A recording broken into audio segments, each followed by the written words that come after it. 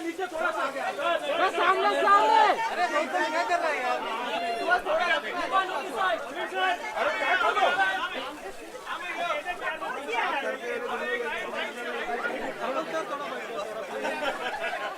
बाजू बाजू चलो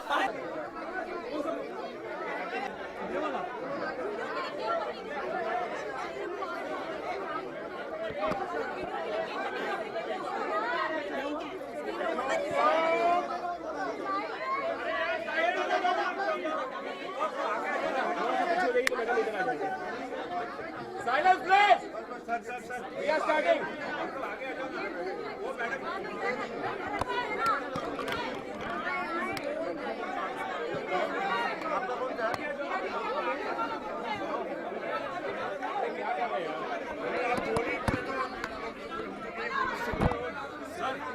सर मैं आपको ट्रिक बताता हूँ, अब आप बोलिए, सब शांति कर रहा हूँ।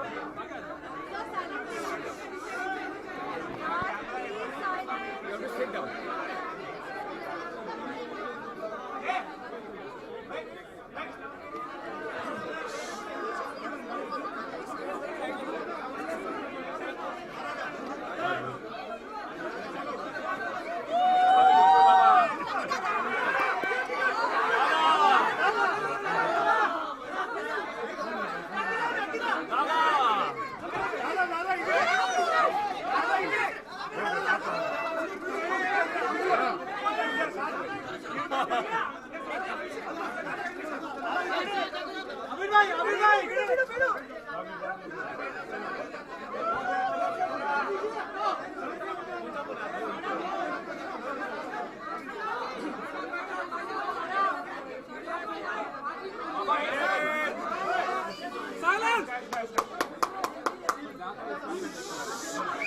Happy birthday to you. Happy birthday to you. Happy birthday dear Amir. Happy birthday to you. Thank you. तो आमिर क्या कहना चाहेंगे आज के इस खास मौके पे?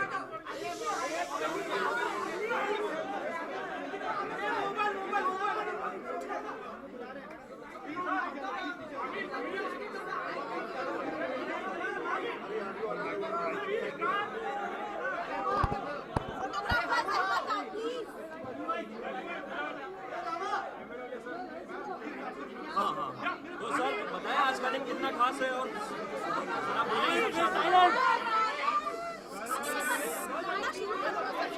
आप बोलेंगे सब साथ। अरे सुन लो यार, एक second.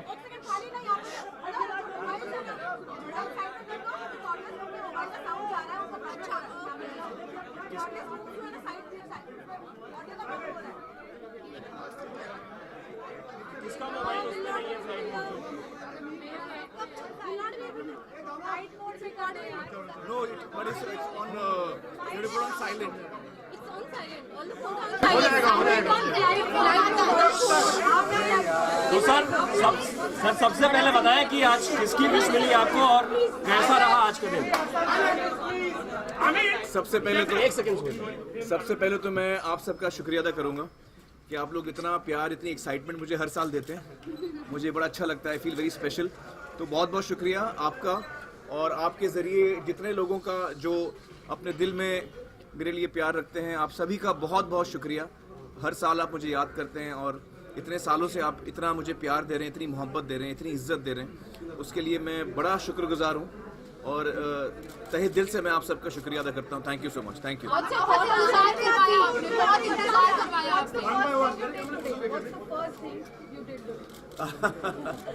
Well, today I have not worked out. I'm taking a holiday from my workout, and I spent time with आज़ाद के साथ मैंने कुछ वक्त गुजारा, और अब मैं थोड़ी देर में जा रहा हूँ। किरण जी ने कुछ मेरे लिए सरप्राइज ऑर्गेनाइज किया है। ज़रा बाहर साइलेंट करा दो। तो किरण जी ने कुछ मेरे लिए ऑर्गेनाइज किया है, तो वहाँ जा रहा हूँ मैं। क्या ऑर्गेनाइज किया मुझे खुद नहीं पता।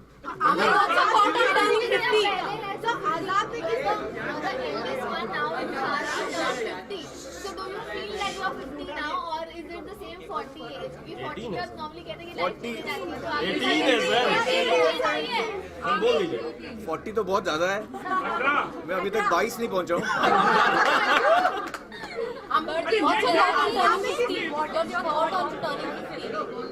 Well, I feel very happy. I feel very privileged. मुझे लगता है कि मैं बड़ा खुशकिस्मत रहा हूँ कि मैं अपने करियर में, जो करीबन 25 साल का करियर रहा है, उसमें मैं ऐसा काम कर सका हूँ जो मेरे मन का काम हो, जो मुझे खुशी देता हो। बहुत कम लोग हैं जिनको ये मौका मिलता है, जो इतने प्रिविलेज्ड होते हैं कि वही काम कर सकते हैं जो उनको खुशी मिले जिस काम में। तो I feel very grateful for that. मैं बड़ा शुक्रगुजार हूँ उसके लिए कि मुझे ये मौका मिला।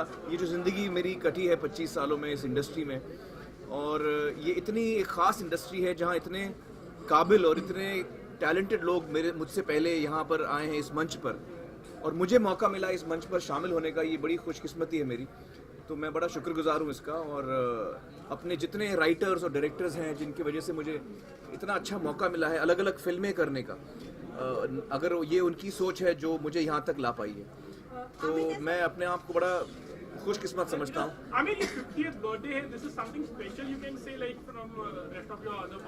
एक्चुअली मैं हर दिन को स्पेशल मानता हूँ, चाहे वो बर्थडे का दिन हो या ना हो, चाहे वो आपकी 10वीं सालगिरह हो या 50वीं हो या 25वीं हो, हर दिन ख़ास होता है।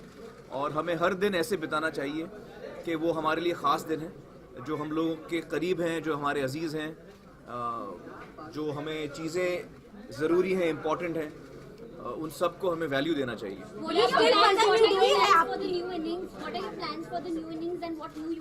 न्यू इनिंग्स नहीं है, वो सेम इनिंग्स चल रही है अभी। 50 महज एक नंबर है आपके लिए उम्र का? हाँ, 50 के बाद कुछ खास होगा? नहीं, 50 महज एक नंबर है। मुझे लगता है कि जहाँ तक उम्र का सवाल है, कहीं ना कहीं हम सब अपने माइंड में हमारी उम्र कहीं जाके थम जाती है। जैसे कि आम तौर पे मैंने पाया है, जब मैं लोगों से भी बात करता हूँ, तो जब वो अडल्ट हो जाते हैं, मैच्योर हो जाते हैं, तो आम तौर पे 18-20 साल की उम्र में आपको लगता है कि हाँ अब मैं मैच्योर हो गया हूँ। Most people get stuck at that age. आम तौर पे लोग उसी उम्र में अटक जाते हैं अपने जहन में। शारीरिक तौर पे, जिस्मानी तौर पे हमारी उम्र बढ़ती है, लेकिन मानसिक तौर पे या इमोशनली या मेंटली हम उसी उम्र में रहते हैं। तो जब मैं किसी को देखता हूँ तो मुझे लगता है ये बड़ा आंटी अंकल टाइप का आदमी है। मैं भूल गया हूँ कि मेरी उम्र भी उतनी है। क्योंकि अपने जहन में तो मुझे लगता है मैं आज भी 18 साल का हूँ। उम्र का याद तब आती है, उम्र की याद, जब हमें कुछ फिजिकल चीज़ करनी होती है जो हम 18 साल की उम्र में कर पाते थे बड़ी आसानी से, अब हमें मुश्किल होती है वो करने में। तो तभी उम्र का एहसास होता है या याद आती है बात। Otherwise at heart all of us are young, I think. 50 के बाद की क्या फैंटेसीज हैं वह बात? जो फैंटेसीज 50 से पहले की थी वही है अभी तक। जैसा आपने कहा कि आपको वो काम करने का मौका मिला जो आप करना चाहते थे। बहुत कम लोग होते हैं जो नंबर 1 पोजीशन पे ऐसे उनको मौके मिलते हैं। आपको लगता है मेहनत लगी सबके पीछे, कितनी स्ट्रगल लगी वैसे प्रोजेक्ट्स और वैसे बॉक्स ऑफिस नंबर सेट करने में? दरअसल बॉक्स ऑफिस नंबर्स तो हमारे हाथ में नहीं होते, लेकिन मैं इतना कह सकता हूँ कि जो काम हमें करना है वो हमारे हाथ में होता है। और ये बात सच है कि एक तरफ जब मैं कहता हूँ कि मैं बड़ा खुशनसीब हूँ कि मुझे ऐसा काम करने का मौका मिला, उसमें इतनी भी सच्चाई है कि उस काम के लिए मैंने लड़ा खूब। जो एक लहर होती है आमतौर पे, जो एक नदी बहती है, उसके खिलाफ मैं तैरा हूँ। और मुझे उस बात की भी खुशी है कि मैंने वो आज तक वही किया है। मैंने आज तक अपने दिल को फॉलो किया है, जो कभी कभी लॉजिकल या प्रैक्टिकल या टैक्टिकल चीज़ें होती है वो मैंने कभी नहीं की हैं। मैंने हमेशा अपने दिल को फॉलो किया है और वही काम किया जिससे मुझे खुशी मिलती है। तो उसके लिए मैंने संघर्ष भी किया है, उसके लिए मैंने स्ट्रगल भी किया है और मुझे खुशी है उस बात की। और उसके साथ साथ किस्मत ने भी साथ दिया है, क्योंकि हम कितना भी स्ट्रगल कर लें, कभी कभी वो नई चीज़ होती। तो आप उसको किस्मत कह लें, आप उसको टाइमिंग कह लें, आप उसको लोगों की दुआएं कह लें, हम मेहनत करते हैं। मेहनत कह लें, वो सबका एक आई थिंक मिश्रण होता है, सबका मिश्रण होता है। पोस्टर चिपकाए आपने रिक्शा पे, कयामत से कयामत के टाइम। हाँ आपको विश करने के लिए क्या सलमान ने कॉल किया आपसे विश करने के लिए? सलमान तो अभी तक उनका फोन नहीं आया। एक्चुअली अभी तक किसी का फोन नहीं आया। और मुझे लगता है सर हमने फोन स्विच ऑफ तो नहीं रखा? नहीं, फोन स्विच ऑफ नहीं, लेकिन आएगा कल सबका आएगा फोन ना सर, आएगा। कल बर्थडे है। सबका कल एक्चुअली लग रहा है सर आज ही बर्थडे है। बर्थडे कल है। बर्थडे के दिन एक आम इंसान को लगता है बहुत स्पेशल है, एक दिन पहले से उसको लगता है दुनिया में सब कुछ अच्छा होना चाहिए, फैमिली के लिए सबका अटेंशन उनकी तरफ होना चाहिए। आमिर खान को अपने बर्थडे के दिन किस तरह का ट्रीटमेंट चाहिए होता है, वो क्या सोचते हैं? एक्चुअली मैं आपको सच बताऊं तो मैं बर्थडे के दिन बड़ा एम्बैरेस हो जाता हूँ, क्योंकि कई लोग होते हैं जो बड़ा खुश होते हैं कि बर्थडे के दिन स्पेशल डे होगा। कुछ लोग होते हैं जो शाय होते हैं, उनको लगता है कि यार बर्थडे के दिन जितना उनको अटेंशन मिलता है वो उनको अजीब लगता है। तो मैं उनमें से हूँ। तो मुझे लगता है कि बर्थडे के दिन ज़्यादा अटेंशन मुझ पर ना हो तो बेहतर हो, लेकिन वो मुमकिन नहीं है, मैं समझता हूँ उस बात को। तो मैं अपने फेलियर और क्रिटिसिज्म को आप कैसे फेस करते हैं? मुझे लगता है कि फेलियर जो है वो बहुत ज़रूरी एक ज़रूरी क्या कहते हैं स्टेपिंग स्टोन है सक्सेस के लिए। मेरे करियर की शुरुआत में मैंने कई मौके ऐसे फेस किए हैं जहां मेरी फिल्में कामयाब नहीं हुई, जहां मैंने अच्छा काम भी नहीं किया, बुरा काम किया मैंने, कभी चॉइसेस गलत हुए। लेकिन वही चीज़ें जो मेरी गलतियां थी, जो मेरे फेलियर्स थे, सबसे ज़्यादा सीख मुझे उन्हीं से मिली है। तो आज मैं जो कुछ भी हूँ वो ना सिर्फ मेरी कामयाबियों की वजह से, लेकिन मेरी फेलियर्स की वजह से, क्योंकि फेलियर्स ने मुझे सिखाया है कि मुझे क्या नहीं करना चाहिए, और फेलियर्स ने मुझे सिखाया है कि मुझे क्या करना चाहिए। और वो जो सीख मिली है मुझे, उसका मुझे बड़ा लाभ हुआ है आज तक। आपके साथ शाहरुख और सलमान भी जो है 50 के करीब अब आ चुके हैं। हाँ, हाँ। तो ज्यादा से कम के स्केल में अगर हम देखें तो सबसे ज्यादा जवान आपको कौन लगता है? नहीं, वो मुझे लगता है कि हम तीनों ही अभी जवान ही हैं। आई थिंक हम तीनों की एज 65 में हम बॉर्न है, तो हम तीनों एक ही साल में 50 हो रहे हैं। लेकिन मुझे लगता नहीं कि हम लोग 18-20 के ऊपर अभी पहुंचे हैं। 2-3 साल में 25 तक पहुंच जाएंगे।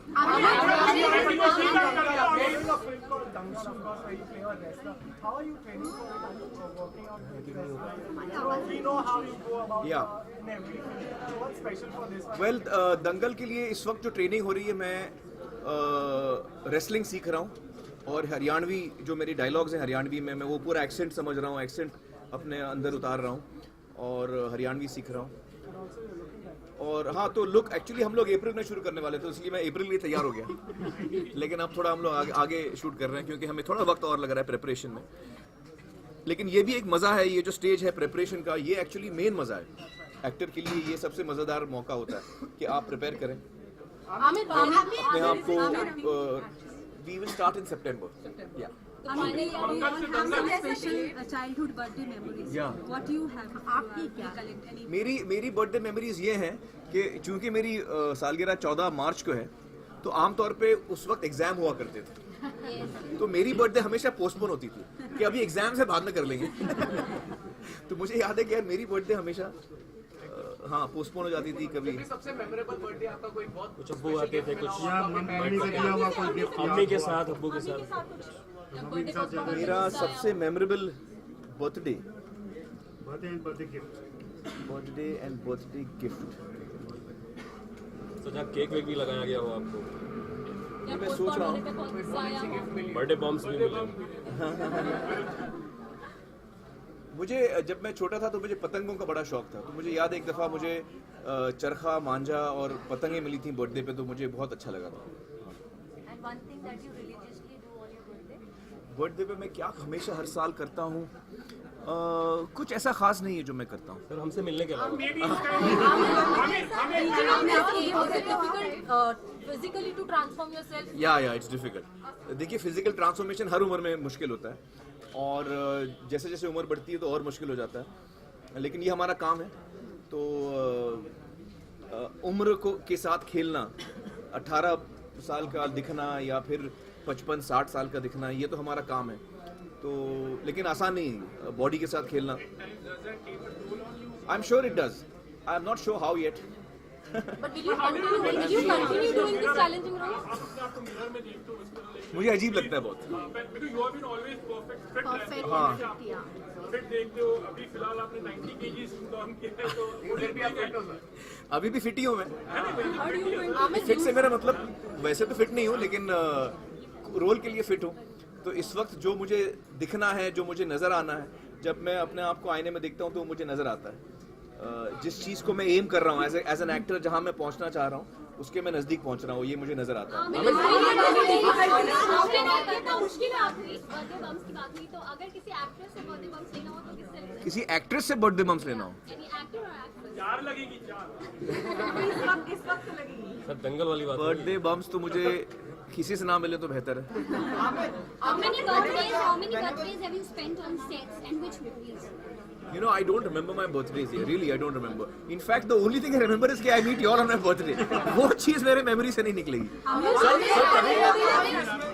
कितना मुश्किल होता है क्योंकि 50 के हैं लेकिन आप बहुत जैसे आपने 90 kg किया इसके बाद जब आप 6 पैक ऐप भी बना लेते 8 पैक ऐप भी बना लेते तो कितना मुश्किल रहता है किस तरह से आप अपनी बॉडी पे काम करते हैं? नहीं, मुश्किल तो होता है. मैंने बताया आपको, मुश्किल तो होता है वो. लेकिन if you are strict about it, अगर आप डिसिप्लिन हैं तो हर चीज़ मुमकिन है.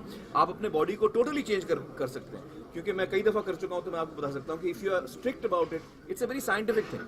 अगर आप उसको फॉलो करें तो आपकी बॉडी जैसे आप चाहें आप उसको घुमा सकते हैं. सर जब आप अपनी पुरानी फिल्में देखते हैं, जैसे राजा हिंदुस्तानी राजा देखे, जेटली को देखा, तो क्या फर्क खुद में नजर आता है कि यार मैं वो कैसे किया करता था अपनी खुद की फिल्में पुरानी?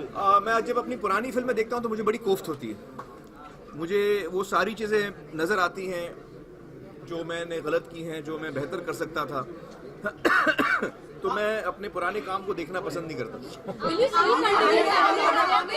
Whenever your film has released on Christmas, you have broken all the records, and now there are reports going on that Dangal is not an out-and-out commercial film, but the film is releasing on Christmas. So would you like to clear the? No, it's out and out commercial. I mean, I hope it is. In the sense that देखिए मेरी फिल्में जो हैं आम तौर पे 2-3 फिल्मों को छोड़ के, जैसे कि गजनी है या फना है या धूम 3 है, ये तीनों फिल्मों को छोड़ के आप लगान ले लें, दिल चाहता है ले लें, रंग दे बसंती ले लें, पीके ले लें, या तारे ज़मीं पर ले लें, ये सारी फिल्में जो हैं ये हट के एकदम अलग फिल्में होती हैं. लेकिन इन सब का जो बिजनेस है वो बहुत ज़्यादा है. तो इस तरह दंगल भी ऐसी फिल्म है जो बहुत ही हट के अलग कहानी है, बहुत ही अमेजिंग कहानी है. मैं इतना एक्साइटेड हूँ इस फिल्म के बारे में. और मैं कमर्शियल चीज़ें सोचता नहीं हूँ. मैं इसलिए फिल्म करता हूँ, मुझे अच्छी लगती है. फिर आप लोग बनाते हैं उसको कमर्शियल, ऑडियंस उसको कमर्शियल बनाती है. सर नहीं, कास्टिंग चल रही है. कास्टिंग चल रही है अभी. हाँ, क्योंकि वो कास्टिंग बड़ी इंपॉर्टेंट है फिल्म के लिए, तो उसमें भी वक्त लग रहा है और उम्मीद है हमें सही कास्ट मिल जाएगी. तापसी पन्नू का नाम सुना था. नहीं, जो अभी तक नाम जितने आए हैं वो सब अफवाहें हैं, सारी अफवाहें. सर लेकिन जो टाइटल है वो आता है कि आमिर की बेटियां अभी तक नहीं मिली, इस तरीके से लेकर के आए. Amir, will you still continue doing this challenging roles and different trials? Yeah, I enjoy that. I enjoy doing. मुझे मजा आता है कि मैं अपने आप को सरप्राइज करूं, चैलेंज करूं, मैं अपनी ऑडियंस को चैलेंज करूं, सरप्राइज करूं. उनको कोई अंदाजा ना हो कि मैं उनको क्या देने वाला हूं. हमेशा कुछ नया अलग दूं. उसमें मुझे भी मजा आता है, ऑडियंस को भी मजा आता है. अच्छा, ये दंगल बेटियों की कहानी है कि बाप की कहानी? दंगल जो है बाप और बेटियों की कहानी है. बाप की भी कहानी है, बेटियों की भी कहानी है, बाप और बेटी के रिश्ते की कहानी है. ये उसमें अलग अलग लेयर्स हैं. वेजिटेरियन भी आप बन गए तो हाँ. Congratulation for that. तो ये स्टेप आपने लिया कैसे? Stop smoking also. क्या ऐसे अभी स्मोकिंग तो बंद हो गया. सर वो फिर रिलीज के दौरान आप फिर नहीं, अभी तो रिलीज तो 2 साल दूर है. स्मोकिंग तो बंद हो गया है. और ये जो केक मैंने काटा और आपको खिलाया वो भी वीगन केक था. मतलब उसमें दूध नहीं था, दूध और अंडा नहीं था. तो ये परमानेंट हो गया. परमानेंट हो गया. What did you change your mind? उसकी वजह ये है कि किरण जी ने मुझे ये एक वीडियो दिखाया YouTube पर, जिसमें basically good habits, good health की बातें, एक डॉक्टर है अमेरिका में, वो लेक्चर दे रहे थे खाने के बारे में, और खाने का जो रिश्ता होता है आपके जिस्म से, अलग अलग बीमारियों से, आप किस तरह हेल्दी खाना खा सकते हैं, नॉन वेज से क्या तकलीफ हो सकती है आपको, वेज से क्या होता है और वीगन से क्या होता है. तो उससे मुझे ये बात समझ में आई कि वीगन डाइट जो है वो सबसे हेल्दी डाइट है और मैं तो सभी से कहूँगा कि आप वीगन डाइट फॉलो करें। महंगा डाइट होगा। महंगा नहीं, ये वेजिटेरियन में, बल्कि आप वेजिटेरियन, ये वेजिटेरियन से 2 कदम आगे।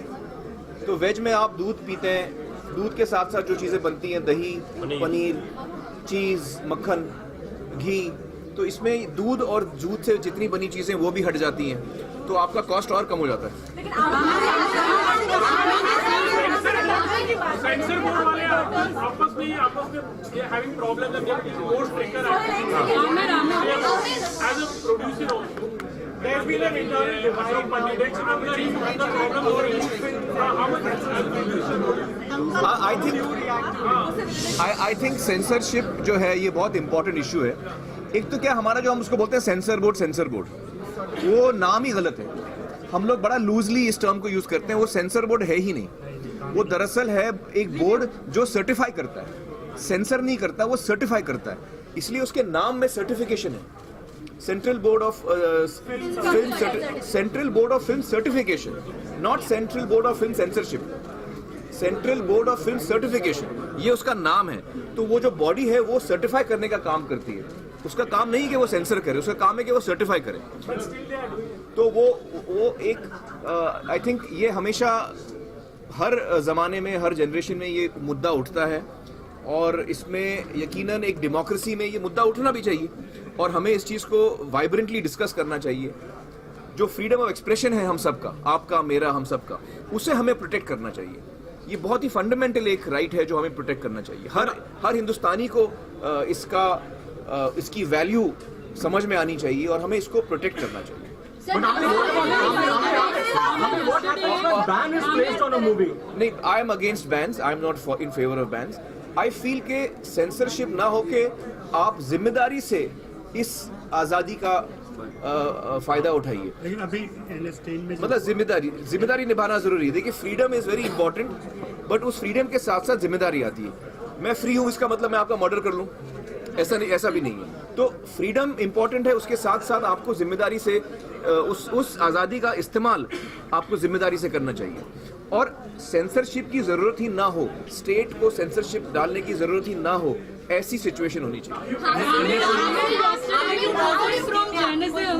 You quoted from Jainism yesterday. Are you turning philosophical? Are you reading other? You know, I read about different philosophies, and I'm very impressed with the Jain philosophy, because it is based on 3 aspects. One is non-violence, ahimsa, non-violence. Second is कि आप उतना ही इस्तेमाल करिए जितना कि आपको ज़रूरत है, उससे ज़्यादा इस्तेमाल ना करिए। और तीसरा कि अगर किसी और की का विचार, सोच विचार आपसे अलग हैं, तो आप उससे झगड़ा ना करें। आप ये बात माने कि उसका भी एक पॉइंट ऑफ व्यू है, और उसको अधिकार है अपना अलग पॉइंट ऑफ व्यू रखने का।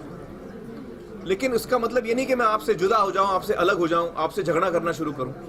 तो अलग विचार को एक ही मंच पे रखने का हम सबको अधिकार है। ये सारे वैल्यूज हैं जैनिज्म के, जो पढ़ के मुझे बड़ा, मैं खुश हुआ, बड़ा इंप्रेस हुआ ये जानकर। इससे मुझे सीखने को मिला।